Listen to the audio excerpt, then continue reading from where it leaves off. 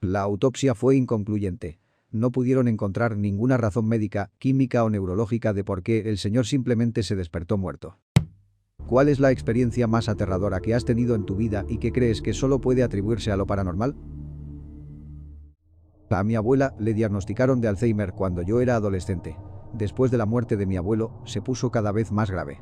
Mis padres decidieron trasladarla con nosotros para poder vigilarla más de cerca. Un par de meses después, se cayó accidentalmente y se rompió la cadera. Mi padre la llevó al hospital y yo me quedé en casa con mi madre. Mi abuela solía sentarse en el mismo sitio todo el día, una silla grande y cómoda en el centro del salón. Por la noche, después de que mi padre llevara a mi abuela al hospital, pasé por el salón y vi una sombra, una silueta negra de un hombre grande de pie detrás del gran sillón. Di un salto del susto y, en cuanto aparté los ojos de él, desapareció. Pensé que eran imaginaciones mías, así que me lo quité de encima y volví corriendo a mi habitación. Un par de horas más tarde, estaba en mi habitación y mi madre estaba en el salón viendo la televisión cuando, de repente, la oí gritar como una loca. Corrí a la sala de estar. Tenía la mano en el pecho y estaba jadeando, con los ojos casi desorbitados. Le pregunté si estaba bien y me dijo: «Juraría que acabo de ver a tu padre detrás de esa silla». Ni que decir tiene que mi padre y mi abuelo se parecían espantosamente. Cuando tenía 3 años, soñé que un hombre con una motosierra me perseguía por una casa vieja. Las paredes verdes envejecidas y los suelos de madera aún están grabados en mi memoria. Mi única escapatoria era saltar desde el segundo piso hasta el primero, donde me teletransportaba de nuevo a la cama con mis padres. La parte especialmente espeluznante no llegó hasta años después. Mi familia se fue de vacaciones en primavera a un pueblo de la costa. Nos alojamos en una casa que formaba parte de un antiguo asentamiento en el estado de Washington. Al entrar en la casa, aluciné. Era exactamente la casa que había soñado hace años, hasta las paredes y la escalera eran clavadas. Me sentí muy incómoda durante toda nuestra estancia. Mucho tiempo después, leí en un libro que, sin que mis padres lo supieran, el vecindario en el que nos alojamos estaba notablemente embrujado debido a algunos asesinatos que tuvieron lugar allí en el siglo XIX. Me encanta cuando las historias de fantasmas vienen con una corroboración externa.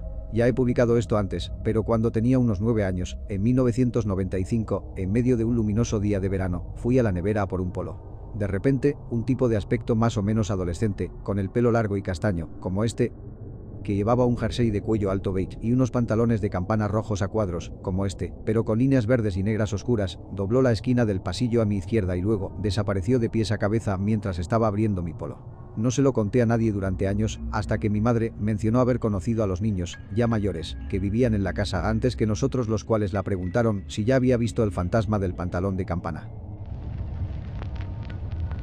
El novio de mi amiga se suicidó hace unos años. Jugó al béisbol durante toda su juventud y el instituto. Sus iniciales eran BR y siempre llevaba el número 9. Pues bien, su caja de la televisión por cable se reinició un día muy poco después de su muerte y el código de error era BR09. Llamé a la compañía de cable para averiguar qué significaba ese código de error. No existía. La televisión se arregló al día siguiente y nunca más ha fallado desde entonces. Esto no me pasó a mí, sino a mi madre. Una vez, cuando era una niña, estaba esperando con su hermana pequeña en la parada del autobús cuando sintió un fuerte antojo por un dulce. Normalmente es muy prudente y responsable, pero esa vez sintió un deseo tan fuerte de comer un caramelo que decidió correr con su hermana a la tienda más cercana y comprar uno. Cuando volvieron a la parada, el conductor había perdido el control del autobús y había arrollado a un grupo de personas que estaban esperando en la parada. Hace unos años, el día antes de mi cumpleaños, tuve un sueño muy extraño. Estaba en la cocina con mi madre, solo que en vez de paredes había únicamente una gran oscuridad a mi alrededor. Me acerqué a ella y la pregunté: ¿y cómo murió? Ella respondió: se despertó muerto. Me desperté en ese momento, alrededor de las 4:30 de la mañana según mi teléfono, y anoté todo esto en mi diario de sueños que tenía al lado de mi cama, el cual mantenía en ese momento en un intento de provocar sueños lúcidos. No tuve éxito. Unas horas más tarde, quizás después de las 8 por la mañana, mi hermano me llamó, llorando, para decir que nuestro tío, ese había muerto.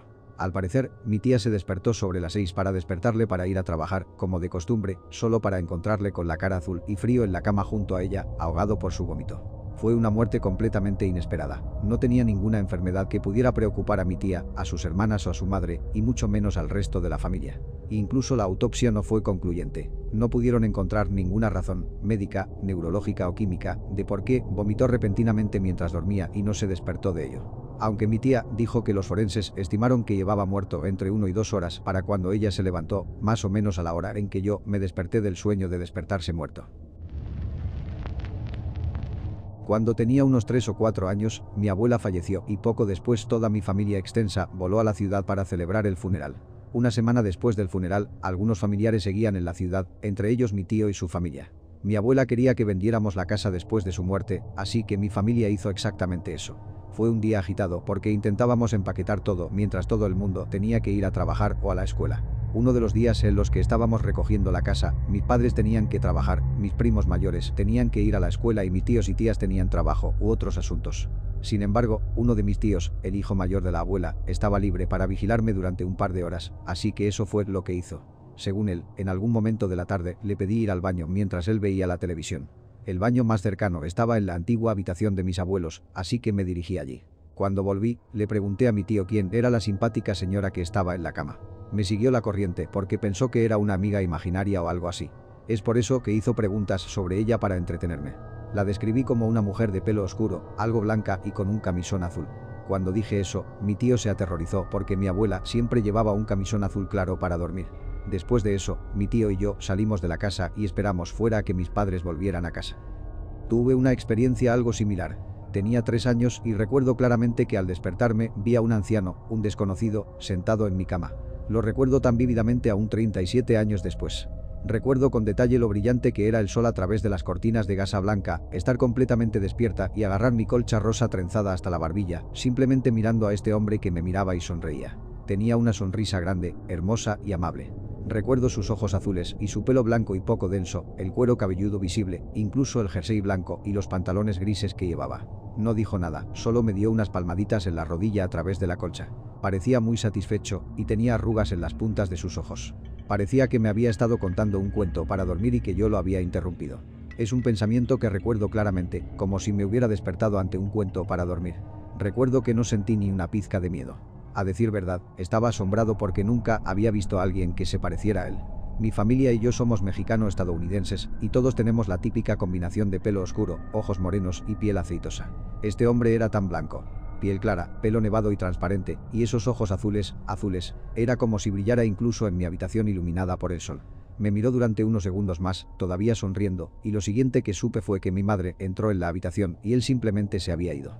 Por supuesto, lo primero que hice fue preguntarle quién era el hombre y a dónde había ido. Nunca olvidaré la mirada de preocupación y pánico de mi madre cuando le pregunté esto. Salió corriendo de la habitación. Supongo que para hacer un barrido de nuestro pequeño apartamento, y luego volvió a entrar corriendo para hacer muchas preguntas. Le conté todo, y eso fue todo. Se calmó, me levanté de la cama y tuvimos un día normal. Años más tarde, siendo ya adulta, le pregunté a mi madre si recordaba que le hubiera hablado de un buen hombre sentado a mi lado en la cama. Se sorprendió de que recordara aquella mañana, pero luego me dijo, basándose en mis descripciones, que estaba convencida de que su abuelo me había visitado desde el más allá. Era de España y parecía un gringo, dijo, hasta los ojos azules y el pelo blanco y delgado. Decía que siempre estaba sonriendo y que, sí, le gustaban las combinaciones de jersey y camisa. Falleció unos 30 años antes de que yo naciera. Mi madre era una mujer extremadamente activa y sana. Una noche tuve un sueño en el que estábamos en el hospital con todos estos médicos y le diagnosticaban un cáncer en la garganta. Recuerdo que el sonido estaba apagado en mi sueño, pero ellos seguían señalando la garganta de mi madre. El sueño era demasiado vívido y cuando me desperté le mandé un mensaje a mi madre para que fuera al médico. Ella se lo tomó a broma y pensó que era divertido.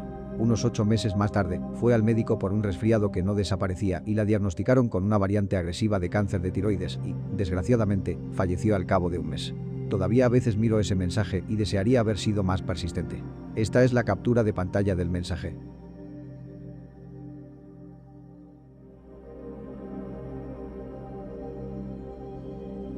Cuando acababa de empezar a trabajar en una ciudad nueva, mi mejor amiga estudiaba en la universidad de una ciudad más allá. Nos reuníamos una vez a la semana en el cine de su ciudad para ver los preestrenos. Una noche, al terminar la película, nos despedimos y me apresuré a ir a mi coche para volver a casa. Cuando salí del aparcamiento, me asaltó un pensamiento. ¿No estaría bien volver a casa por el camino rural en vez de por la autopista? Sacudí la cabeza, preguntándome de dónde había salido ese pensamiento, porque tomar ese camino supondría como mínimo duplicar lo que tardaría en llegar a casa y además tenía que madrugar para trabajar la mañana siguiente. Así que me encaminé a casa desde la autopista de todos modos. Nunca me había dado miedo conducir, pero estaba casi temblando de miedo cuando entré en la autopista.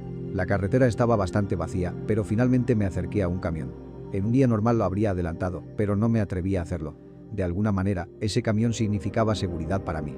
Se me pasaron por la cabeza los accidentes de las personas que son atropelladas por conductores que van en dirección contraria. De nuevo, ni idea de dónde venían. Justo antes de llegar a mi salida, un conductor que iba en dirección contraria se cruzó con nosotros. A día de hoy no he encontrado una razón lógica al miedo de aquella noche. No tenía ni la radio ni música puesta. Algo o alguien simplemente me salvó. Pedí por correo un equipo de música realmente bonito. Mi hermano mayor me dijo que lo montaría cuando llegara. Por aquel entonces vivía en su propia vivienda. Le dije que lo único que quería escuchar en esa estéreo era Heartbreaker de Led Zeppelin. Un día llegué a casa del trabajo y oí esa canción sonando por las calles a 2 manzanas de mi casa y supe que el reproductor estaba listo. Años más tarde, tras la muerte de mi hermano, decidí desempaquetar y utilizar su carísimo equipo de música. Me di cuenta de que no sabía montarlo, así que contraté a un tipo para que lo hiciera por $50. Mientras lo montaba, le conté mi viejo recuerdo de mi antiguo altavoz. Finalmente me dijo que cuando pusiera este último cable debería funcionar. Como puedes adivinar, la canción que salió de esos increíbles altavoces fue Heartbreaker. El tipo se asustó y salió volando de mi casa. Huyó. No tomó su dinero. No se despidió, solo se fue. Todavía extraño a mi hermano 30 años después. Tengo otras historias, pero esa es mi favorita. No sé si diría que la única explicación sea algo paranormal, pero sí que era realmente extraña. He tenido varios sueños similares a lo que estoy a punto de explicar. He sido un espeleólogo, explorador de cuevas, en Florida durante unos 13 años, desde que tenía unos 6 y he entrado en un montón de cuevas. Nunca he tenido miedo antes de entrar en una hasta que me topé con cierta cueva. Cuando tenía unos 7 u 8 años, empecé a tener este sueño recurrente. Lo tenía al menos 2 veces al año, siempre era el mismo y me daba cuenta de que estaba soñando después de las primeras veces que lo soñé. Cuando me dormía, soñaba que estaba en una cueva y entraba en una cámara muy estrecha. Dentro veía un pasillo de unos 5 metros de largo y de 1,5 metros de altura. Al final siempre giraba a la izquierda y siempre veía una señal de stop roja doblada por la mitad al final, como si alguien hubiera arrancado la mitad superior y lo hubiera tirado al fondo. Sin embargo, siempre seguía al final del pasillo. Giraría y pasaría la señal a pesar de estar asustado. A pesar de saber muchas veces lo que había allí. El corredor empezaría a descender, abriéndose rápidamente en una gran cámara vertical con el camino, bajando en forma de sacacorchos. A partir de ese momento todo se volvía borroso, pero siempre era lo mismo. Veía basura esparcida por las paredes. Veía una fosa que bajaba a una cámara con el suelo curvado. Veía cosas, restos de animales o personas o algo parecido en el fondo. Y por último, veía a mi familia, cada una con una de estas cosas, siendo torturada y asesinada. Todas las veces. Y nunca pude hacer nada. Después de ver eso, me quedaba atrapado entre las paredes unos segundos hasta que sentía más que veía. Es entonces cuando me despertaba, pero no como un sueño normal en el que uno simplemente se despierta y lo olvida todo, o como una pesadilla en la que uno se levanta asustado, sino como si algo me empujara fuera del sueño. Como si no debiera estar allí. Así que tuve este sueño varias veces al año hasta que cumplí 15 años. Un día, mi padre decidió llevarnos a unas cuevas en las que nunca habíamos estado. Una de ellas era Docro. Probablemente se llamaba así porque o bien alguien tiró allí a su mascota o bien porque un coyote se cayó dentro y el cuerpo fue descubierto más tarde. Docro tenía un descenso de unos 10 metros para entrar. Esa vez bajé con mi hermano primero mientras mi padre esperaba arriba. Había un agujero en el suelo. Empecé a sentirme incómodo, aunque no sabía por qué, así que seguí a mi hermano hasta el agujero. Me sentí peor a medida que bajaba. En ese momento, miré hacia arriba y vi el mismo pasillo, la misma curva, la misma pared, las mismas botellas en la esquina. Y al instante me golpeó esta abrumadora sensación de náuseas y miedo y de ser observado y todo me gritaba que saliera de allí. Me quedé paralizado y debí de hacer algún ruido porque mi hermano se dio la vuelta y me preguntó qué me pasaba. Conseguí decir que quería irme ya y salí tan rápido como pude, seguido inmediatamente por mi hermano. Hicimos las maletas y nos fuimos, nunca hemos vuelto y nunca lo haremos. No le he contado a nadie lo que pasó verdaderamente, solo dije que no me sentía bien y se olvidaron rápidamente. Lo que realmente me da escalofríos es que nunca he vuelto a tener el mismo sueño. Año tras año lo tenía constantemente, pero después de eso simplemente dejó de ocurrir. Pero todavía lo recuerdo todo. Y todavía siento miedo, casi un miedo primario, cuando pienso en ello.